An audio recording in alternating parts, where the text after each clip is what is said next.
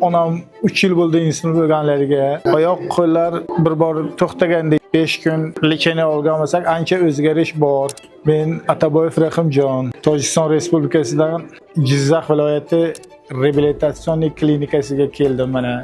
Buni ijtimoiy tarmoqdan, Instagramdan ko'rdim. Menga ma'qul keldi, o'sha yerga keldim.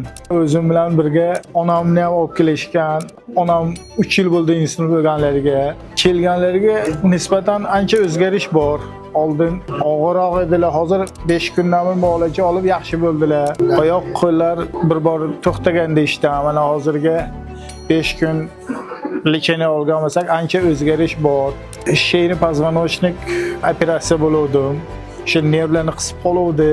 Mana bugun 5-kun o'zgarish yaxshi bo'lyapti, hammasi ma'qul. 10 xil muolaja bo'lyapti.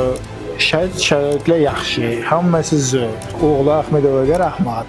Hammalariga rahmat. Hammalari yaxshi ishlashyapti, yaxshi qarashyapti.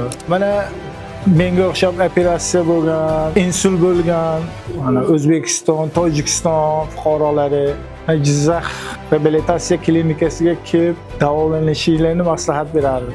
Natija yomon emas, yaxshi bo'ladi. Yaxshi bo'lyapti bizniki. Sizlarga ham shuni tavsiya qilaman.